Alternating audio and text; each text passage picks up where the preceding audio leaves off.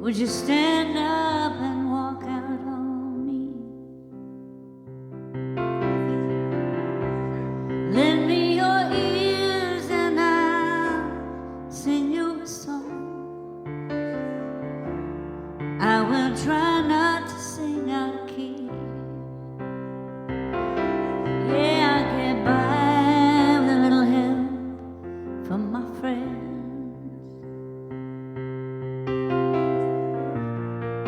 With a little help from my friend. Gonna try with a little help from my friend. Yeah, Teresa James. Good morning. Your eyes are not deceiving you. I am not Reverend Dr. Mike. He is vacationing. I look better. Thank you, Mom. He's vacationing, celebrating his anniversary with his lovely bride. I guess they've been married for a while now, huh? Anyway, 6, 7 years now? Yeah, nice. All right, so why don't we batten down the hatches? And I am Reverend Nicole, for those of you who, I think pretty much everyone knows me here. And we are in Granada Hills. And this is CSL, Granada Hills, Centers for Spiritual Living. And it's just such a lovely community. I'm really happy you're all here. And we have some faces who haven't been here very often. So I'm happy Shar and Susan are here today.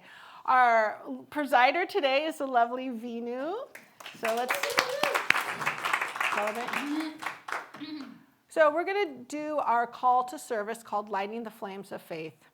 We perform the ceremony to promote the universal consciousness of life, which acknowledges that all people, all faiths, all sentient beings come from one great universal presence, which we call spirit.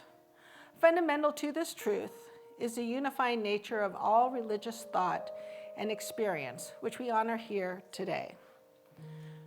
We light the first candle for the Tao, honoring the universal path of harmony and equilibrium, the natural way. We light the second candle for the shamanic traditions, honoring the beliefs and practice of all indigenous people and the way of primal spirituality. We light the third candle for Hinduism, honoring the path of knowledge, action, and devotion. We light the fourth candle for Judaism, honoring the ethical path of living by sacred law. We light the fifth candle for all forms of Buddhism, honoring the Four Noble Truths and the path of compassion.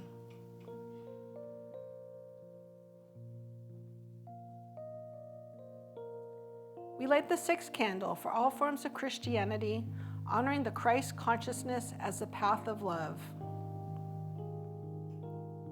We light the seventh candle for all forms of Islam, honoring the path of submission to the will of God as the highest calling. We light the eighth candle for all the universalistic religions of Baha'i, honoring the path of unity and peace. We light the ninth candle for all forms of New Thought, honoring the metaphysical path of mental healing through the practice of universal spiritual principles. We light the 10th candle for those who are yet unaware of the spirit in their lives and for the space we are holding for them here at our center. As Vinu lights the healing candle, please put silently into the light the names of anyone you wish to have experienced the healing flame of God's eternal love. There is one flame that burns in our hearts. There is one light that shines through our love. We light this flame with faith. We find this light within our own soul. There is one flame, one light within.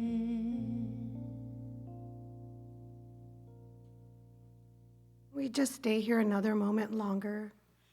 just still with our body and our breath, knowing there's only one power, one presence, one divinity that flows to, through, as each one of us here today in the sanctuary and online.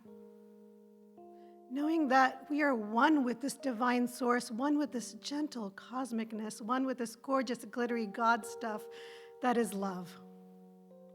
Knowing that today unfolds in divine perfection, that we are here by no coincidence, that the words that need to be spoken are spoken, the words that need to be heard are heard, that our body relaxes into this unity, into this community of oneness, of love, of beauty, of joy.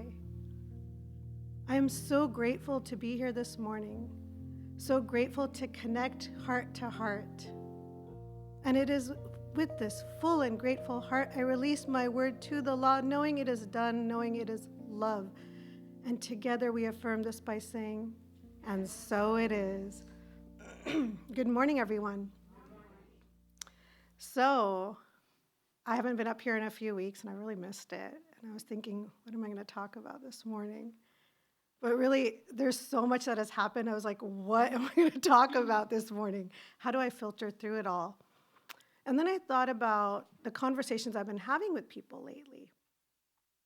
And I've noticed there's a lot going on in people's lives. Challenges, some obstacles, some things people are working through, and they all look different. The thing is, they all look different. So somebody may be working through being a parent. Some may be working through being a caregiver. Some may be working through a job loss or a job change. Right? So they all look different, but guess what? To each person, that is the biggest thing they are dealing with right now. And sometimes it's hard. It's hard to share with people, hey, I'm struggling. I'm going through this thing. Because it's our own and we feel very attached to fixing whatever the situation is, right? We're really attached to figuring it out because we are in the teaching of our thoughts create. So sometimes we can go in the other direction of burdening ourselves with this, I am the one who must change my thoughts and change the outer world of my life. But in doing so, sometimes we forget the other part of it. The other part of it, which is, I am one with the divine. I do not have to do this on my own. I can release. I can let go. I can surrender. You know, when I used to first hear about this idea of surrendering years ago in my Rumi classes, I didn't like it. It felt I was giving away my power. I don't want to surrender because we think about surrender like giving up. But what if we looked at surrender a little differently? What if we were surrendering to life?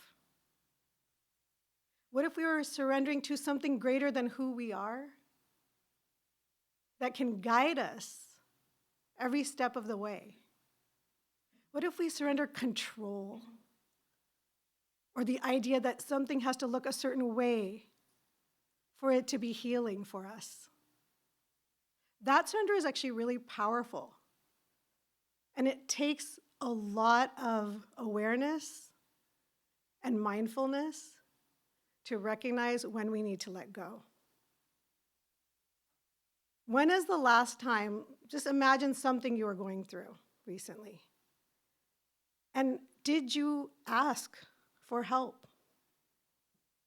When is the last time you said, Mother, Father, God, love, source, whoever, cosmos, the universe, life, please help me? You know, sometimes we don't want to acknowledge that we need that help. A couple of weeks ago, I was in dire straits. Honestly, it wasn't actually that big of a deal looking back, but that's where I was in that energy of emotion. And I couldn't figure out what to do. And I one morning after days of feeling like this, I finally just said, help me. Into the ether, help me. That's all I said. And within 24 hours, things started shifting. Whether that was my own mind, my own heart, something bigger than me, we don't need to know what it is. All we need to know is that it works. It works. Ernest Holmes says, divine guidance is yours for the asking. The answer to any problem we can ever confirm you already exist at the center of your being. But it is not enough merely to know that divine guidance exists. It is not enough to merely know divine guidance exists. You must use it. You must use it. So how do we use it? It's not as hard as we think. You use it by consciously recognizing its source within yourself and by deliberately calling upon it, expecting it to answer. I'll repeat that. You use it by consciously recognizing its source within yourself and by deliberately calling upon it, expecting it to answer. So it's within you, it's within me, it's within each and every one of us.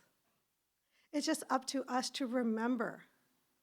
And sometimes it's in the darkest moments that we forget, but inevitably we always remember. There is something greater than us that we are one with.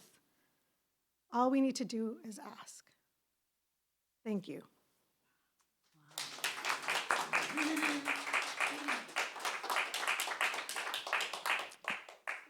Just a few announcements.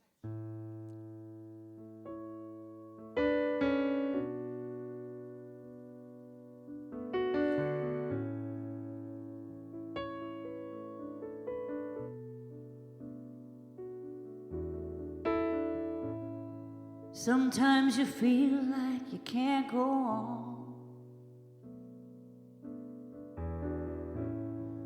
You got no reason to live.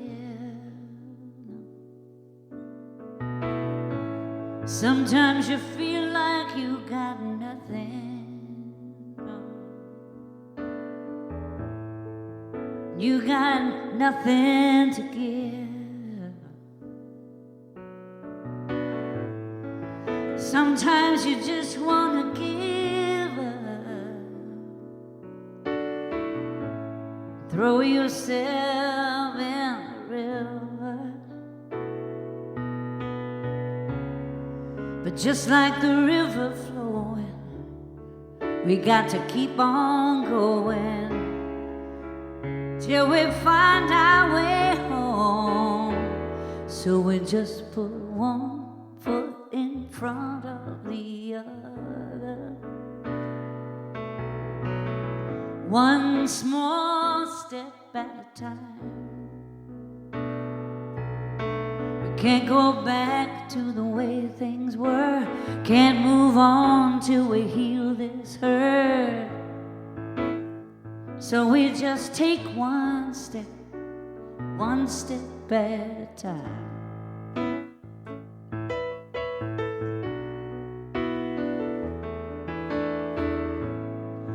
Took a walk down by the river.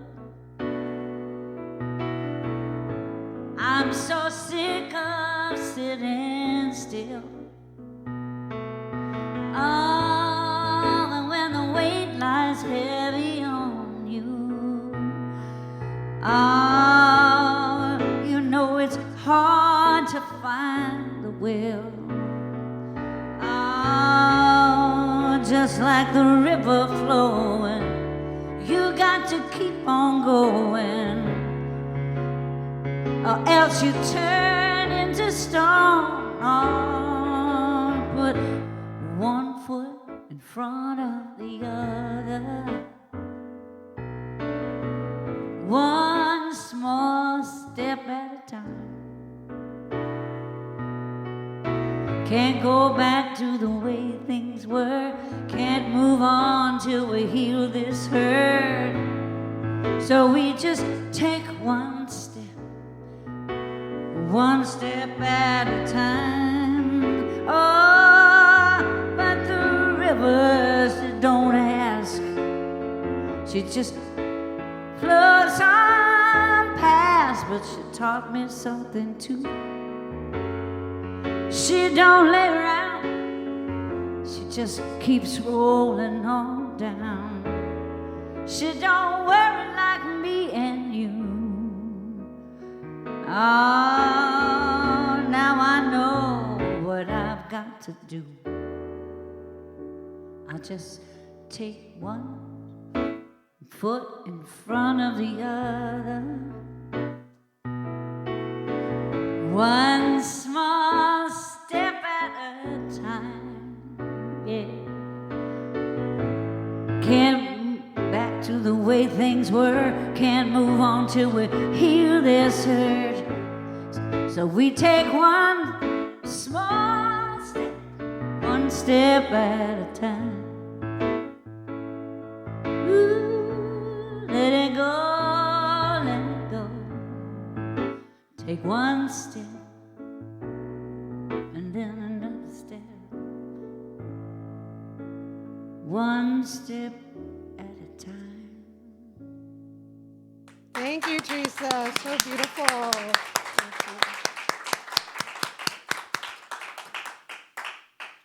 Oh, that was so lovely. Thank you. Just a few announcements. There are practitioners available in the treatment room for a 2-minute tune-up. Please raise your hand if you are a practitioner. Just look around, and if you have something you'd like to talk about, just find one of them after the service. For those who celebrate, happy 7th day of Passover. The class Visioning for a Life with Reverend Dr. Maureen has been temporarily postponed, so just hold on for further notice if you're interested in that. New Sangha begins May 8th with Reverend Nicole, Wednesdays at 9:30, hybrid. The book they'll be using is Invisible Acts of Power by Carolyn Miss. Please contact Reverend Nicole if you are interested for further information. Children's beginning drums and beginning guitar, theater, Tai Chi, and meditation are ongoing and open. If you'd like to sponsor a child, please contact Melissa or Reverend Nicole. Summer Music Camp, July 8th to 12th, and Summer Theater Camp, July 15th to 19th. We would love for the congregation to help spread the news. These are great programs that we've just started. This is Reverend Nicole's like dream child, right? This program. And it is just a beautiful thing that is added to our service here, our church here. Save the date, Members Picnic, Saturday, May 18th. Details to follow. Please now join us in our Declaration of Principles.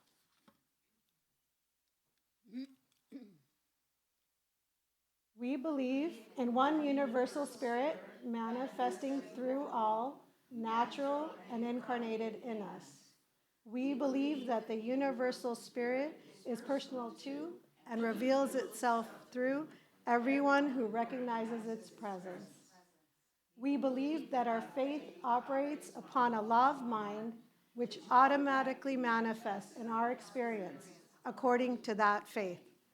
We believe in the unity of all life and the immortality of the individual soul forever expanding. We believe in the eternal goodness, the eternal loving kindness, and the givingness of life to all. Now stay standing and help me sing this. Heaven's inside of me, heaven's inside of me. Oh, with spirit and nature, within and without. Now that I know that God's right here, right now. Heaven's inside of me, heaven's inside of you, heaven's inside of you. Oh, with spirit and nature, within and without. Now that I know that God's right here, right now. Heaven's inside of you, heaven's inside of us, heaven's inside of us. Yeah, with spirit and nature, within and without. Now that I know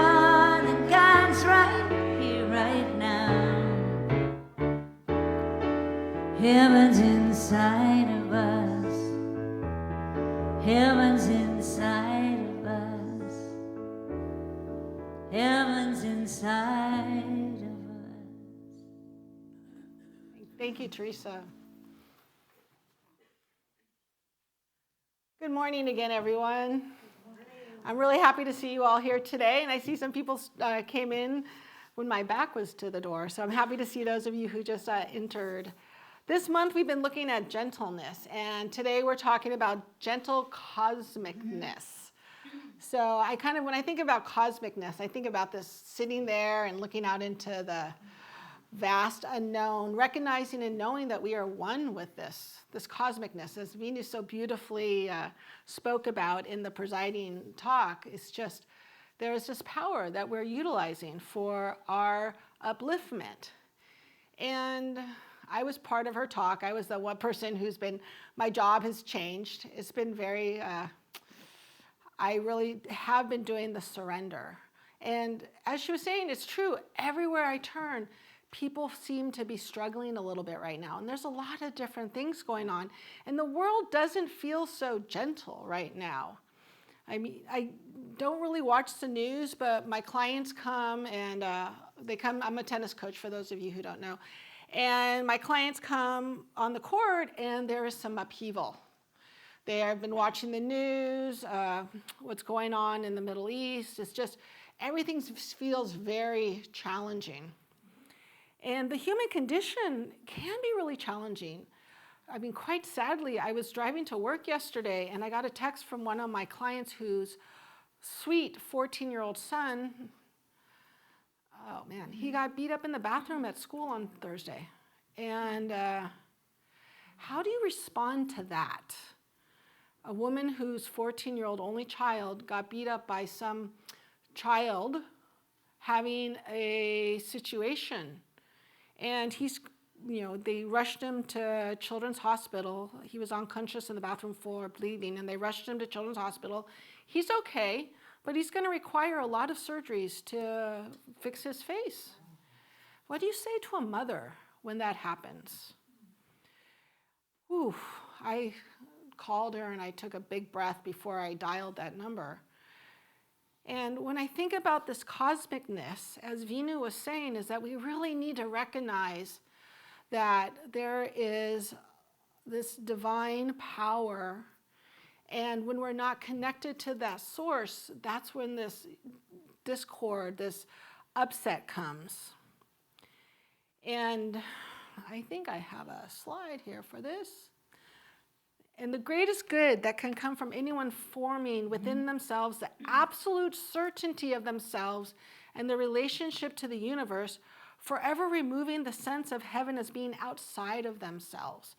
So how do we get to that place where we know that even though it seems that the world is falling apart, that we need to step into our knowing, our individual knowing. I need to know and hold a space for this mom that I don't know why this happened to her child, but I have to know that God is in every aspect of this situation. And when bad things happen to us, is it our fault? No. But what we do afterwards, that's our responsibility. And I was talking to this mom, and I was saying to her, I was just like, I don't know what to say, and I'm so sorry. But perhaps on a bigger vision, looking out, that her child is now going to change the laws at these schools where there will be adult supervision where these kind of things won't happen. And though her child is struggling and was injured badly, that maybe through this action, he is changing the lives of 100 other kids so they won't have to go through this situation. And so I had to look outside of this human condition right now and obviously give her a lot of love and strength and support, but ponder, and I think of Adam Walsh and losing his son and what he's done for humanity and with America's Most Wanted. And it's hard for me my humanness in this right here, right now, my nurturing just wants to be like, this is so unfair, and it is unfair. There are many different ways to talk about reality, and we are constantly creating our reality through a process of negotiation that we call perception. So it's my perception of the situation. Do I want to run and look at the situation as a horrible, awful thing and just leave it there? Or can I change my perception and be like, God is in the situation also, and how can I turn it around? That's Robert Waterman said that quote. And then everything that touches my life must touch it through the awareness of my consciousness. So I can look at the situation and just step into a higher consciousness about it and not have to understand it, but just have to trust and surrender that I can do something different now. I can make a difference in my life. What the most important thing for us to remember is that we are always causing something to be created for us. That whatever cause we have set in motion must produce some kind of effect. So I am creating my life. And as you've heard me talk about my work closing and trying to find a tennis court, I've been struggling to find another tennis court, and I just kind of surrendered the other day. And I did exactly, I was smiling when Vinu was talking because I just completely surrendered. I'm like, okay, God, if you want me to find a tennis court for my assistant, it is going to show up. And I just kind of let it go. Okay, universe, this is up to you. And I've been feeling stressed, and I've had some chest pains and such, and I think it's because of the stress, but I decided to be proactive and go to a cardiologist. And I asked everyone I knew, do you have a cardiologist? Do you have a cardiologist? And I got a list of about 20. And one of my doctors said, I asked my other doctor, he's like, I go to this doctor across the hall named Dr. Shrek. I'm like, Dr. Shrek. I wonder if his girlfriend's named Fiona. So I went over and I went to see him. And I walked into his office, and he was like, well, why are you here? And I'm like, work stress, where I'm working is closing, and I need another tennis court for my assistant. And he looks at me, he's like, I have a tennis court. And I was thinking, I had a list of 20 doctors, and I chose one with a tennis court. And then my mind went, but you probably live in Encino, you're a doctor, you probably live in Calabasas. And I said, where's your court? Sherman Oaks. And I'm like, on Weddington Street? He's like, yeah. I'm like, Weddington and Woodman? He's like, yeah. So literally, there's 13 tennis courts that I Google all the time. And I'm like, there's someone I know right here who has a tennis court. So we have set in motion must produce some kind of an effect. And so he's like, well, I don't know if I want to rent it. My next door neighbor has a court too. Oh, your next door neighbor has a court too. What we set in motion must produce some kind of an effect. So he's like, well, we don't know if we want to rent it or not. And I'm like, well, I did everything but like, please. And and I went on, and I went to the house. I actually do have a private tennis court that I've worked at for like 10 years. And I went there, and I'm like, oh my God, you won't believe it. This guy has a tennis court. And the client says, is his name Shrek? I'm like, yeah. He's like, our kids grew up playing baseball together. I'm like, you know this man? He's like, yeah, we're good friends.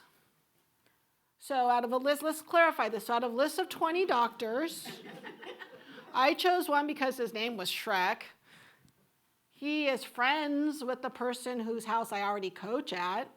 And then I was telling the wife, saying, did your husband tell you what happened? She's like, I didn't understand it. I told her the story. She's like, he's our doctor, Nikki. So out of 20 doctors, I choose the doctor who has the tennis court in the area I'm looking for, who's friends with the people I already know, who I've been teaching at for 10 years. We have set in motion must produce some kind of effect. Now, I don't know if this is going to manifest or not because he's not interested in renting his court at the time, but it's just knowing that the surrender must produce some kind of effect. So knowing in our lives that I am the creative genius of my life, with this awareness and the gentleness I am cultivating, I get to redefine any aspect of my life any aspect of my life at any time. Don't even bother beating myself up from a previous bad relationship, choice, experience. I start fresh now and claim them as useful fodder for recognizing the awesomeness of me. I am awesome. I am awesome. Everyone, I am awesome. I am awesome. Right? We are all awesome. The universal belief is that supply is outside in the world, that we must struggle to get it. But the truth is, I am supply. Joel Goldsmith said that. I am supply. We must treat ourselves until we have an inner sense of unity. See, you kind of like started this beautiful topic there, Always expect the good.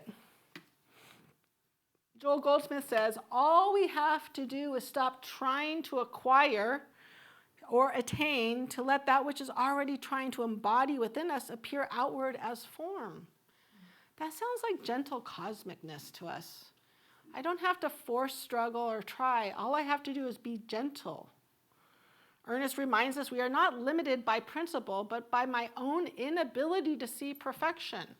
So when I'm looking out onto the world and I see this political stuff going on, my inability to see perfection is limiting my belief that this world is upsetting. We are guided daily by divine intelligence into path of peace, wherein the soul recognizes its source and meets it in joyful union, complete and at one-ment. Ernest reminds us that. Spiritual consciousness is a consciousness that no longer hates or fears evil or error. So when I look outside and I see this news going on, that I don't have to be fearful. I don't have to worry that there's not enough. I don't have to worry that supply is limited. It's knowing that whatever is out there is available to everyone. And the only thing that limits us is our limited thinking. Jesus understood, Ernest says, Jesus understood his own nature. He knew that as a human embodies the divine and it manifests the Christ nature, Jesus never thought himself different from any of us. We are exactly as Jesus.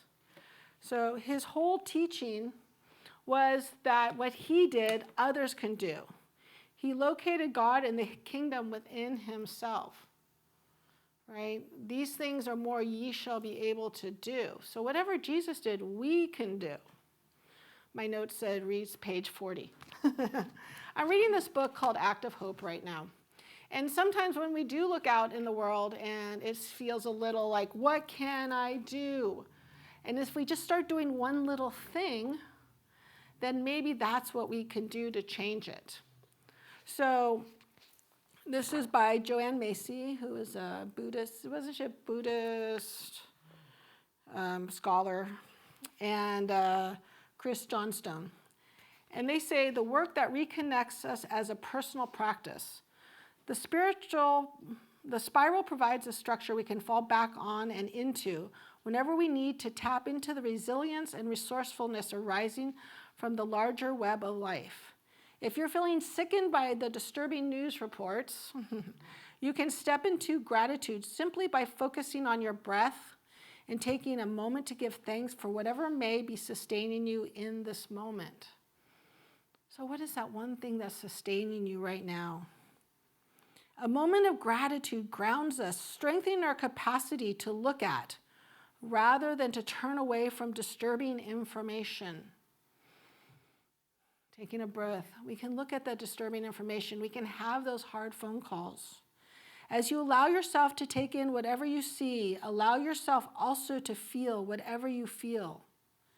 When you experience pain for something beyond your immediate self-interest, this reveals your connection, caring, compassion, your inner being with all life. By honoring your pain for the world in whatever form, you take it seriously and allow it to rouse you. This is a good reminder. You are just one part of a much larger story. We're only this much part of the story right now. A continuous stream of life on earth that has flowed for more than 3.5 billion years. and that has survived 5 mass extinctions. So when we look at our world and climate change, we need to do our part. But this world is self-sustaining. It will continue. When you sink into this deeper, stronger flow and experience yourself as part of it, a different set of possibilities emerge.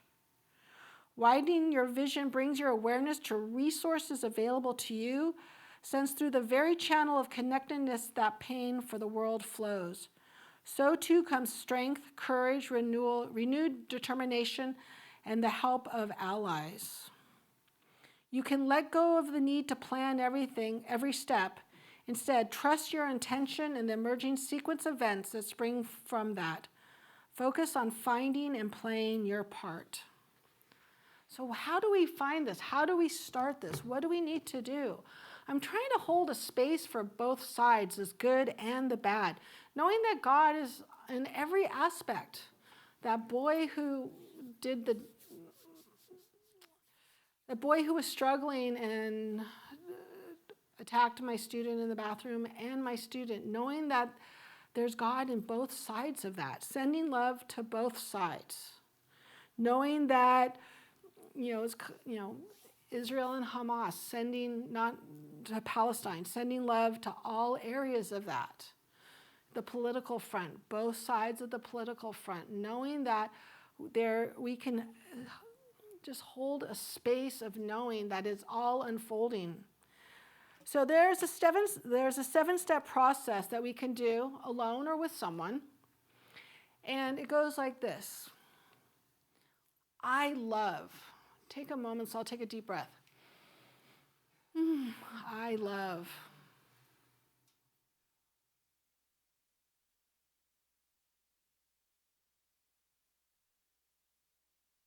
I'd like to thank. Gratitude. Gratitude is our grounding. Who would we like to thank?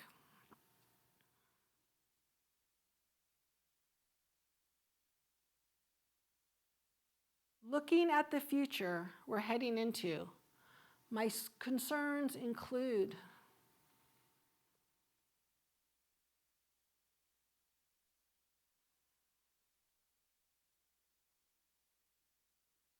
facing these concerns. What inspires me?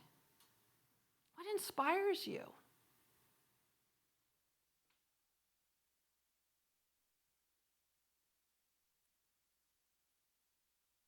Looking at the future we're heading into, what I deeply hope for is, and in our teaching, we like to know what I deeply know. We know it's possible. We don't have to hope. We know.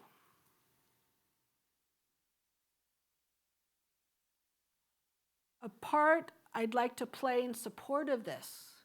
Now, this is where we can take our action. We can be proactive, so we don't have to sit here and fall victim to what's going on the news. This is where I can step up and take care of my little part. I could do one little part in this. What is my part that I want to play in this? Because by doing something and going out and being active, it gives us that sense of being part of the community.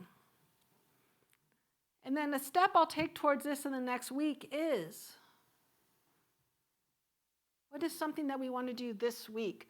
What can we go out to the world and do, make better?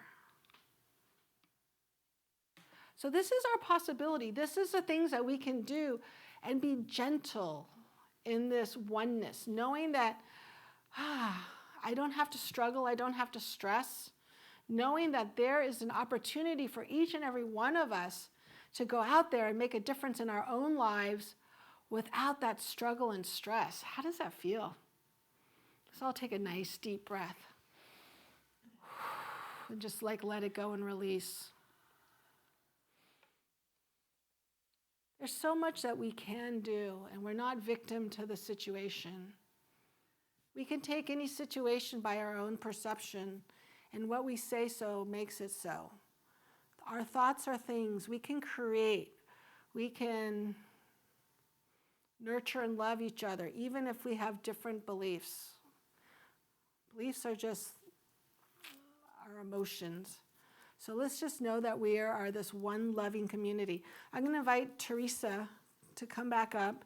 And I found this poem by John O'Donohue. I have this little book by my bed. And it's just a really nice reminder that we can surrender and know. So John O'Donohue writes, "May you be blessed in the holy names of those who, without you knowing it, help to carry and lighten your pain. May you know serenity when you are called to enter the house of suffering. May a window of light always surprise you. May you be granted wisdom to avoid false resistance. When suffering knocks on the door of your life, may you glimpse its eventual gifts. May you be able to receive the fruits of suffering. May memory bless and protect you with the hard-earned light of past travail, to remind you that you have survived before, and through the darkness now is deep, you will soon see the approaching light. May the grace of time heal your wounds. May the grace of time heal your wounds. May you know that though the storm might rage, not a hair on your head will be harmed. Not a single hair on your head will be harmed. And so, as we go out this week, connecting with our community, our friends, our family, and even those who have caused us upset, may we know that just with a gentle cosmicness, that God is in everything, and our opportunity to surrender, to just let go, is this divine blessing, this divine cosmicness that we all are. It's all within us. Our heaven is within us, and so it is.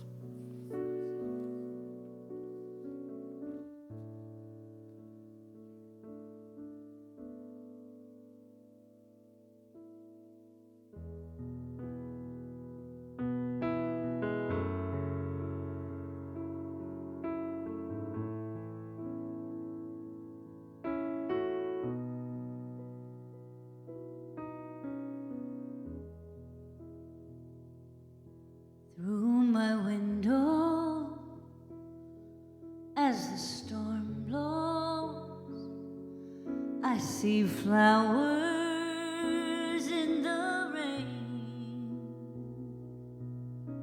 Past the thunder and the lightning, I'm praying for a change.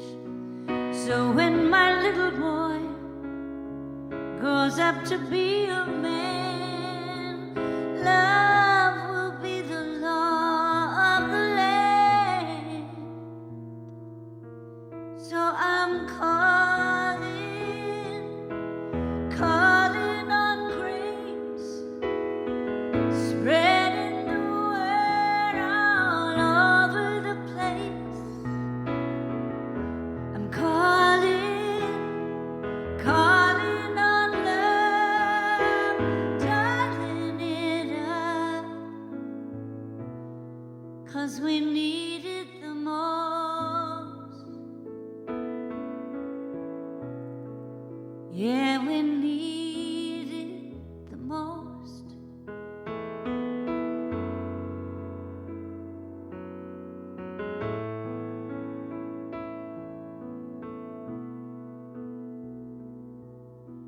I see one love and one word, with no walls to separate us. I see beauty and laughter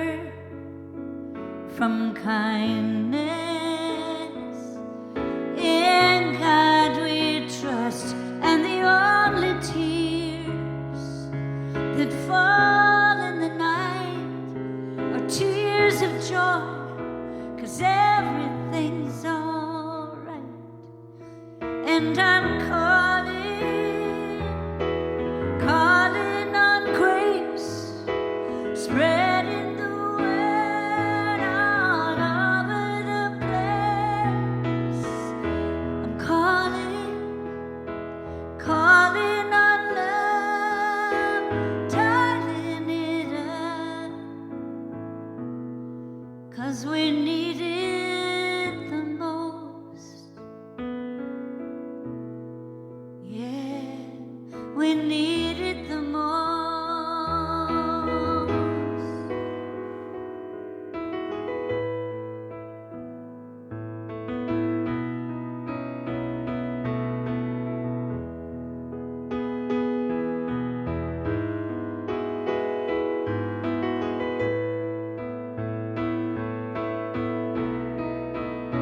So let the first be last, and the last first today, so the world can start turning in a whole different way.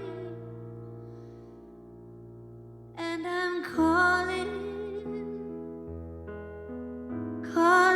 on grace. I'm spreading the word all over the place. Yeah, I'm calling on love, darling it up, 'cause we need it the most. Yeah, we need it the most.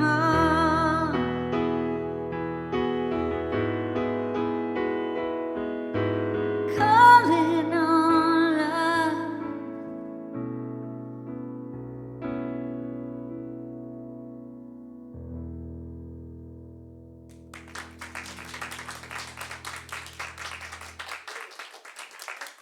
Teresa James, everyone. Wow. What's the name of that song? What's that? What's the name of that song? Calling on Grace. Calling on Grace. It's a Jody Siegel song. I Wow, don't know if you know. so, Jody. I don't know. I'm not very good with musicians, but that's a beautiful song. Calling on love, calling on grace. That will help us get to this gentleness of this cosmicness of us. As you see, Terry brought up our basket. This is our time for offerings. If you came prepared to give an offering, please do so. We also have online, PayPal, Zelle now, through our website. So as you wish, please. Y'all sing with me now.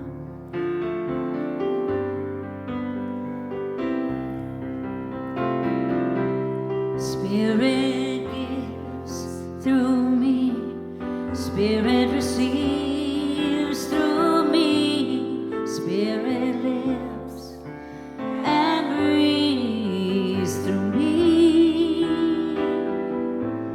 Spirit lives and breathes through me, Spirit gives through us, Spirit receives through us, Spirit lives and breathes through us. Oh, Spirit lives and breathes through us.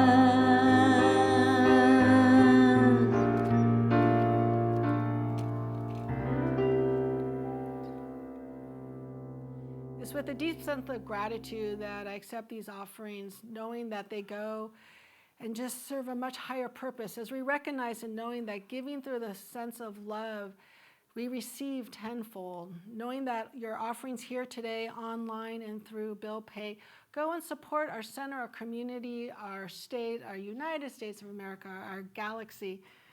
And I just know that through this giving, we activate this law of circulation within us, knowing it is well, it is so good, and together we say, and so it is. I just want to thank everyone for coming today. Teresa James, always so beautiful. Thank you, Ian and Evan and Mike Carlin, for keeping our sound on and our video running, so yay. I want to give a special thank you to Vinu, who's going to come up and do our closing. And thank you to all of you who made it to church today. And thank you to Reverend Mike for being out of town so I can do this.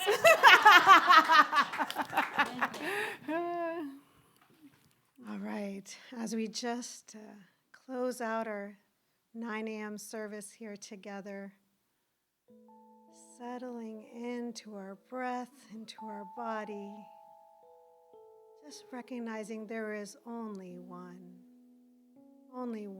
power, one presence, one heart that beats as each one of us here this morning. Knowing that this oneness gives us this grandness, this cosmic grandness beyond the small human self. Knowing that this morning we leave here uplifted, filled with joy, hearts connected, our community stronger, greater, more loving than it was before, ever growing, ever expanding. Knowing that we leave here open-hearted and open-minded, that we take everything we heard throughout the week with us as comfort, as support, as upliftment. I am so grateful for this gathering this morning, grateful for Reverend Nicole, grateful for Teresa and our AV guys who support us every Sunday. I'm so grateful for this beautiful team, this spiritual team we have that show up again and again. And it is with this full and grateful heart I release my word to the law, knowing it is all done, knowing it is all love. And together we affirm this by saying, and so it is. All right, you guys want to join in a circle and sing? Sing the peace song with me. Let there be peace on earth and let it begin with me. Let there be peace on earth, the peace that was meant to be.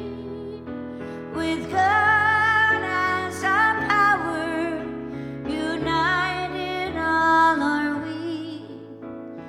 Let us walk with each other in perfect harmony. Yes, peace begins with me. Let this be the moment now. With every step I take, let this be my joy.